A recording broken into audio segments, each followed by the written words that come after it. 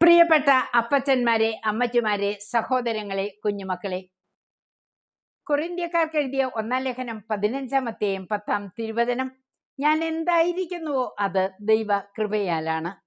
നമ്മുടെ ഇപ്പോഴത്തെ അവസ്ഥ ദൈവം കൃപയാൽ അനുവദിച്ചതാണെന്ന് നാം തിരിച്ചറിയുവാൻ ഈ വചനം നമ്മെ സഹായിക്കട്ടെ.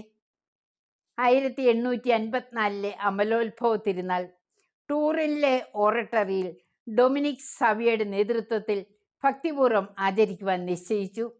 ഓരോ ദിനവും ഓരോ പുണ്യങ്ങൾ അഭ്യസിക്കുവാനാണ് ആ കൊച്ചു വിശുദ്ധൻ നിശ്ചയിച്ചത്. അനുസരണം, പരസ്നേഹം, പരിത്യാഗം, പ്രാർത്ഥന, ലളിത ജീവിതം, കഠിനാധ്വാനം, വിശുദ്ധി, സന്തോഷം, സഹവർത്തിത്വം, ഈ 9 പുണ്യങ്ങൾ.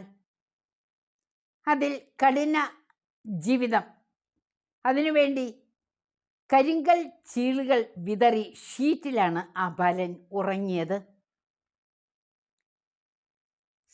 തൻ്റെ ലളിത ജീവിതം, പരിത്യാഗം, അതിനുവേണ്ടി അത്യാവശ്യമല്ലാത്ത വസ്തുക്കളെല്ലാം ദാനം ചെയ്തു.